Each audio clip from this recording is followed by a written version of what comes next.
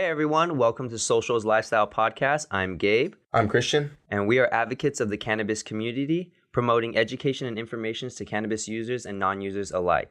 I have here our third member of Socials right here. What's up, guys? How are you? And so for those of you that don't know, we are Socials Lifestyle. We're a lifestyle brand normalizing cannabis through conversation. So we ask that you join us on Wednesday at 4:20, where we drop our audio releases on Apple Podcasts, Spotify, and now Anchor. We're now on Anchor. Yeah, I didn't know that. So neither did I until I guess Robert sent a text this morning letting us know. Yeah. So make sure to check us out. Also, the following Monday, we will have a visual drop of YouTube and WeTube. Shout out to the WeTube, man. They're doing great. I'm really liking the quality of the service that they're providing, and I'm really thankful to have another platform for us cannabis community users alike. So for real. But yeah, so we're starting off season 2. It's so exciting. Have our third member of Socials, and when we bring our guests on, we like to provide a safe platform so they can share their cannabis journey. So why don't we start off with your cannabis journey, Christian? My journey of cannabis, it's a pretty interesting story, but it started a while back, maybe 2015. Very first time I tried it with some of my track teammates, actually. So it was pretty fun. They were like, "Hey, try greens. It doesn't get you the highest." So I was like, "Oh, okay." So I just said try it. I was like, "Why not?" So tried it. I was pretty high at the time, and then didn't do it for a while. Took some time off of it for sports and stuff like that. Right. So recently, probably like the last 2 years, I would say I've kind of like have more intake on cannabis. I've consumed it a lot more. So I don't know. It relaxes me. It honestly I have pretty bad anxiety sometimes, I think. I'm just always in my head. I feel like there's not enough time in the day. Oh, yeah, I totally feel you on that. So I just have to take not a lot, just one bowl, 2 bowls maybe, and then I'm good, I'm calm. And then I go through my day like nothing happened. Just everything's cool. It keeps you it keeps your mood elevated and uplifting. Yeah. And it's just like the necessary stress relief that we need to cope with the chaotic world that we live in, man. It's crazy. It's insane. It's funny that you mentioned, track, because a little backlog on us. We actually were teammates at Mount Sac. That's how we first met. We were 18 years old. 18, dude. Insane. Man, now we're 24. I know. It's crazy. It's just time flies, man. It really does. But cannabis definitely helps slow it down, though. I like it. Yeah. It just brings everything back to earth. It's like, okay. And everything I do, if I have planned for that day, it gets done. Yeah. Even though I didn't take cannabis, still everything gets done. So you said you took a break from it, and then have you started consuming frequently now, or did you start smoking more when you stopped running and everything? Yeah, once I stopped running, I just started experiencing with it, and then I just kind of it just became a part of me, and I do it before the gym, I do it just not before work or anything professional, keep it like that. Just, I need to balance it. Yeah. Exactly. Just, if I'm going to eat breakfast or whatever, just quick little bowl. Yeah. There's a time and place, definitely. Especially keep it professional. That's all you need to do. Exactly. I totally understand that. But yeah, I think actually you were the first one to actually bring me into a dispensary. And I think that's just insane to think now you've inspired me to create this lifestyle brand, and now you've joined us. And we're taking off, man. I'm really excited about all the great people that we're meeting in this industry. And, with we had a photo shoot last Sunday, for those of you that don't know. Check us out on Instagram at Socials Lifestyle. We've been posting it. And we just had I think 10 or 15 people at max. Yeah, super mellow, it was super nice. It was a great atmosphere, and everybody was getting along. Pictures were amazing. Shout out to the photographers. Everything just was flowing, and it was nice. So yeah, very organic, and that's how we want to keep it. Just like this conversation is just flowing, man. I'm really liking it.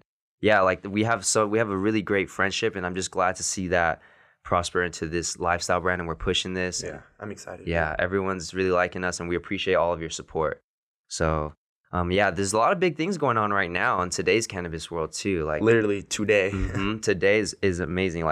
We mentioned how your cannabis journey has sort of tied us here, but today is the Nate Diaz fight. For those of you that don't know who Nate Diaz is, he's a UFC fighter. Big UFC fighter. I don't know. Maybe the Conor McGregor, Nate Diaz. You guys should know. Yeah, definitely. If you're in the cannabis community, you definitely know what he did on his weigh-in. For those of you that don't know, he actually went up and smoked a CBD joint on the way in at I think it was at the Honda Center, right? Honda Center, yes. In Anaheim, out here in Yeah, OC, right in literally. our neck of the woods. Everybody's doing it, and it's crazy that a professional athlete is publicizing not strictly the THC, but a CBD and saying, hey, like, it's okay to smoke.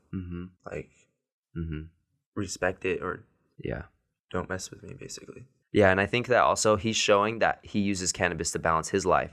Like he's at the peak of his fitness, and he's willing to consume cannabis at that point because he knows that it's not going to affect him. And that's one of the stigmas of cannabis is how it affects your performance, and it might like lower your performance. But that's not the case. I mean, you see professional athletes doing it all the time. Yeah, maybe, and look at his sport is crazy.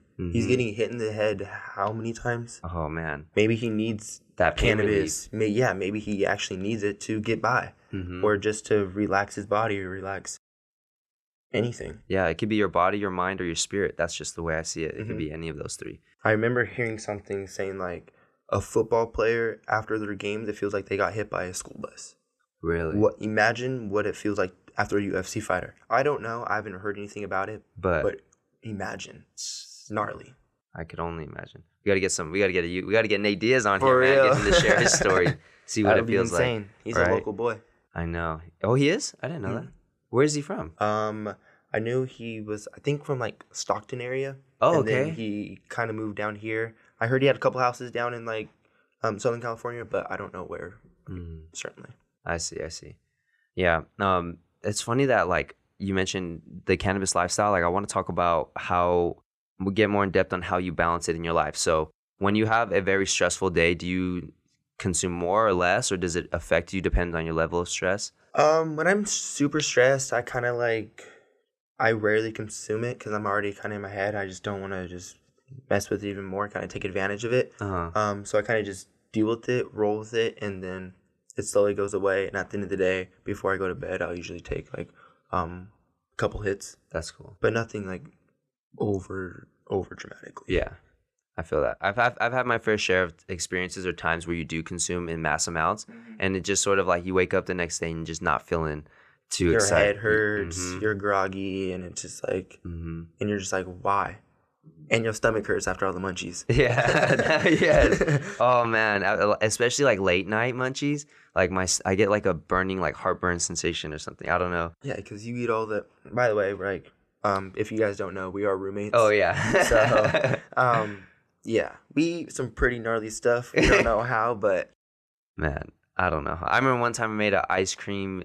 No, it was a peanut butter jelly with bananas and ice cream and honey sandwich. And I don't know how. I think I have the video. I'm gonna drop that on Instagram or something. Yeah, you should. So that way people could see. Because I kid you not, it was wild, and my stomach was hurting the next day. Yeah, that's so funny, man. But we've had so many funny stories together. We've consumed so much, and we've socialized all the time. Like we used to, with our group of friends, we'd always just go to the park and just hang out, just vibe, and we were always outdoors, and it's like always outdoors, enjoying life, and just and consuming cannabis, and just socializing with our best friends. Yes, and that's such a great feeling, I guess. I feel like that helped me diminish my social anxiety, and it gave me the confidence to talk to other people and consume with them as well. Yeah, dude. Now look, you're on a podcast. I'm the nervous one. You're the one who's like over here just chilling. Yeah, it's insane. Yeah, it's just wild. Like I knew I like to talk to people, but it's different when you're talking about cannabis and when you're consuming cannabis, because you don't know what their preferences are. You don't know how they feel about it. You know, I went to one of my coworkers' house parties yesterday, and some of them don't consume, but they're accepting of it, which is great. Or a lot of them used to smoke a lot in high school, and they're just not. That's not what they're doing. Yeah, you know, it's kind of like they've grown out of it in a sense, but I don't know. Anyways, like some people were smoking. It was awesome. I got to socialize with them. I rolled a blunt with them and just smoked. It was a great time because I got to know them on a deeper level. That's cool. Yeah. It's always insane how it brings people to a deeper conversation instead of just like a normal conversation without having cannabis in the picture is to an extent. But once you start smoking, people start to open up. Because I don't know if they don't realize or if it's just so natural that they're opening up because they're so relaxed. and they're smoking weed with maybe a stranger. You don't know. Yeah. So, but trying to back to what I was saying, it brings people together. Yeah, like it helps them. It changes the conversation from superficial to like actual thoughtful questions. Sometimes it could be the term, high thoughts, where it's like really like perspectives that you wouldn't think were there. They're like, oh, I can't think of like one high thought right now. I don't know why I'm spacing out. High thoughts. Like a fish, like the fish in water. Like, is the fish breathing air and water? Or they're breathing water. Like, that's like a high thought, like, but at the same time, they wouldn't have that question if they weren't in that state of mind. You know, it helps me create a different perspective on myself and other people as well. I always wonder what people are doing, like when we're all in the same area. If I'm next to you, or if I see another person smoking and we're next to each other, I'm like, oh. Yeah. It happens to be we all are next to each other smoking. And it's insane. Anytime I see smoke or like I smell weed, I get like dog ears and I'm just like, what? Weed? Especially by the beach. Yes. Yeah. Oh, yeah. Because that sea breeze can come from anywhere. It could be a mile down. And you're like, what is this? Yeah. Yep. I was at the US Open recently, I think a couple weeks back. How was that? It was awesome. It was pretty crowded. But check this out. I walked in. I guess there's security now when you go in the US Open. And the lady wanted to see my bag, and I had the In-N-Out tray. Here, I'll actually show you it. I had this In-N-Out tray that I always bring. It's just In-N-Out tray. Now, don't sue me. I trust me, I didn't steal it.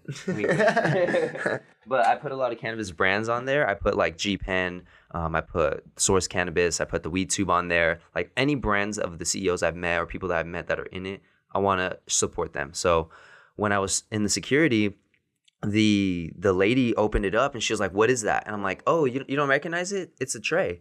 She's like, it's an In-N-Out tray. She's like, oh, I'm sorry. I thought it was a weed tray. I'm like, oh, it is a weed tray, but it's an In-N-Out tray. Yeah. And I was like, but I didn't tell her like, oh, it's a weed tray, because then she's going to think, oh, you got some weed on you? Yeah, of course. But I was like, oh, no. People think that all the time. I just put those stickers because I support it. I support those brands. But in reality, yes, it is a weed tray. I roll most of my blunts on there. All of the blunts on there. Yeah. I'm not that, I wouldn't say I'm like a professional. I haven't really developed my blunt rolling skills to my full potential, It's crazy. Everybody has their own style. Yes. It's an art.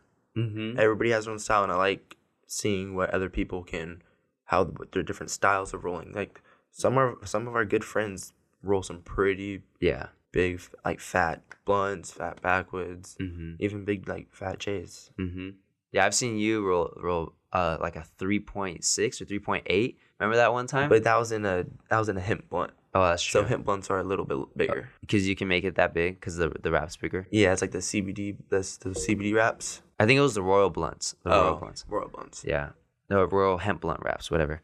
But yeah, I like right now I like rolling Dutches, and I've always admired the way you roll them, because you roll them really tight, and then the mouthpiece is always awesome, and it doesn't loosen up at like once it's going through rotation. Yeah, I always kind of just figured just to put like my key, like I just put like part of my key at the end of it, and it kind of makes like a little indent. Oh, I see. So kind of just everything sticks together, and then of course I always heat it up with a lighter. Oh, just stiffens the blunt, makes it gets everything a little bit warm, and it just I think burns a little bit nicer. Dang, that's like your little touch to it, like adding sprinkles to the frappuccino. It's like preheating the oven. Preheating the oven. That's a good one, man. That's awesome though. I'm really thankful that we got to meet in general. Like when we first met as teammates, I wasn't smoking at the time. Neither was I. Yeah, so it's like we were just teammates competing, and we were doing the same event. And then when you went up north to Cal State Stan, and then I was still at Mount Sac, and I went to Fullerton, which is where you were from. So it's weird how like we literally swapped places, and then ended up going to Stan, ended up moving back home, and then got back into contact with you. And I was like, hey, dude, let's hang out. Yeah. And we hung out, and ever since then. Yeah. It was like you first, the funny thing is we hit each other up to smoke.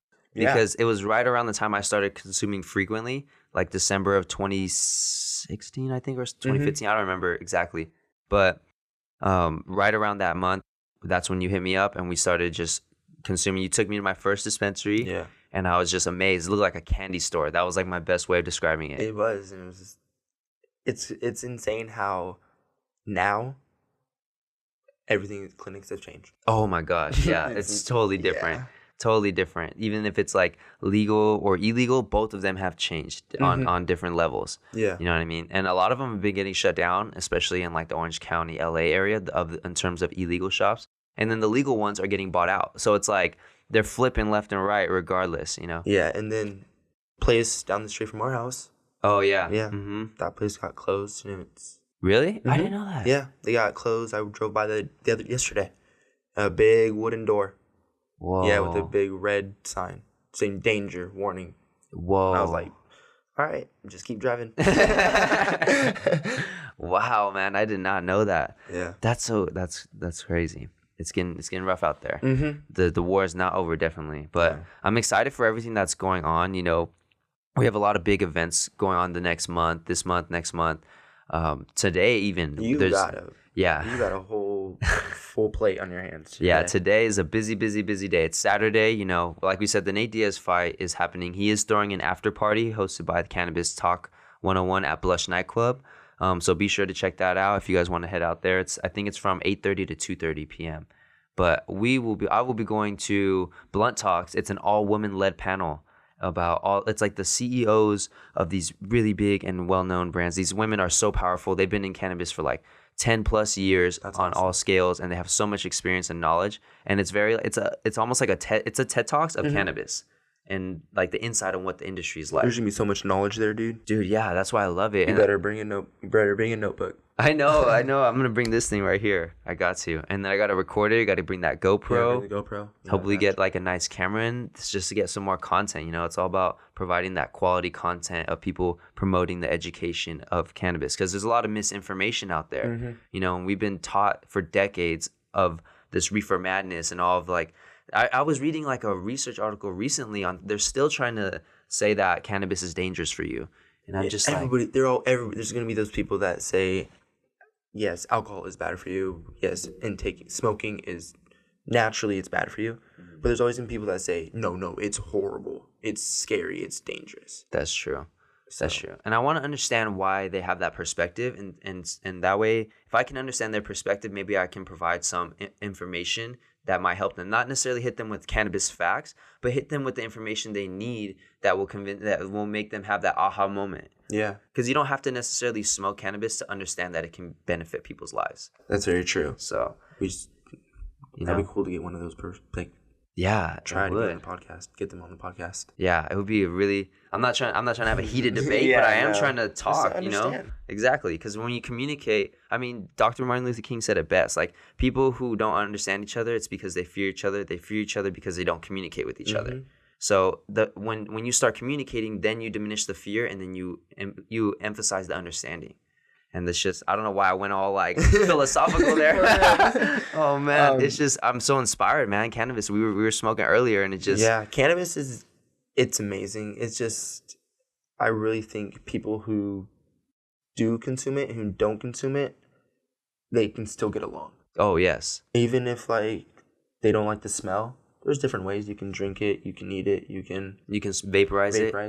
Yeah, it's the same. And that's where it comes to a point where also on the cannabis community side, we need to respect some of the people who have those feelings, especially if it's like family members. Like if one of my cousins came up to me and said, "Hey, I don't like the smell of weed. Can you not smoke?" or when around me, okay, yeah, because you went up to me and said that, that's fine. Because when you think about it, I naturally go up to people before, if I know they don't, I ask them if they smoke or not, and then if they don't smoke, then I say, "Do you mind if I smoke?" Because I just want to have that respect. Yeah, being respectful is always a good thing, because there are some people who hate the smell. So, but who also do consume cannabis in different ways, like brownies. They like getting high, but they just don't like the smell of it. It's weird. Or some people don't like the look of it. I mean, everybody's different, you know? I thought it was scary when I first saw it. Really? Like 12 years old. I thought it was insane. Really? I saw like a little 2.5-footer bong. I was like, what is this? And I saw like green stuff, and I was like, I'm not. Nope. Turn around. And then now it's like, trying to pack a bowl. But it's crazy how. So funny. Sorry to let's hop back onto this. Like, let's get back on topic. Nate Diaz fight, because he's fighting Anthony Pettis, which who wants there has to be beef. Obviously, they're fighting each other. Yeah.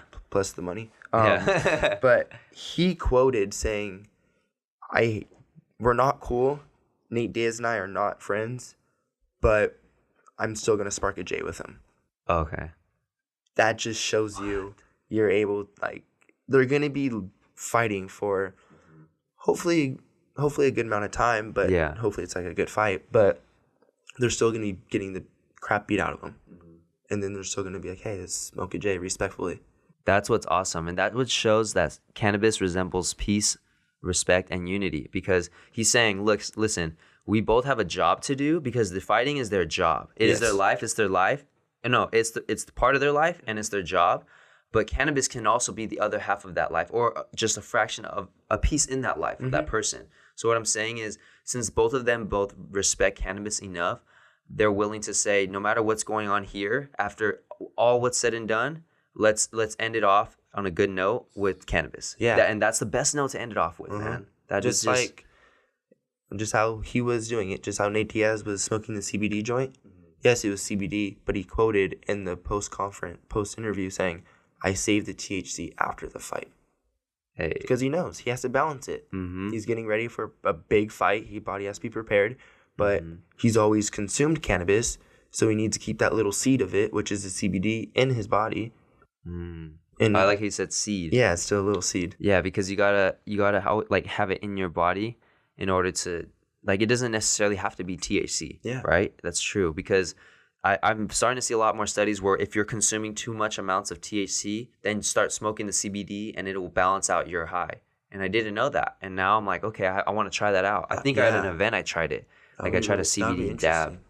Yeah. CBD dabs are pretty cool. They taste like regular dabs, but it's a lot like lighter as far as the harshness when it hits you. Like the burning sensation. Yeah, it's a lot lighter. That's nice. That's just my perspective on that. But anyone who smoked a CBD dab, comment below and let us know what it's like, because I want to get more insight on that. So yeah, that's crazy that you mentioned the Nate Diaz. I can't believe they said that before they even fight. Yeah, like before they even fight, and there's already planning on kicking it after and smoking a J.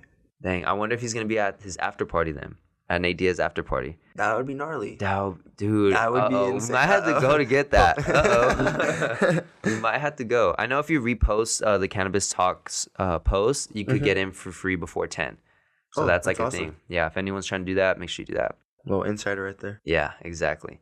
But yeah, just wrapping this up, I want to thank you for being on here, man. I really appreciate you stepping out, because it's not easy, doing these podcasts. It seems a little nerve-wracking at first, but we really want people to feel comfortable here. And, you know, I hope that we made you feel comfortable and you felt good about this, Oh, yeah, I was nervous in the beginning. Like I told you on the way over here, I was nervous. But now I feel like I just, got comfortable through the conversation. Exactly. And I'm like, all right, let's do this again. I like that. The comfort comes through the conversation. Yeah, it really did. I slowly felt myself getting more comfortable, talking more, I guess, feeling not so stiff and nervous.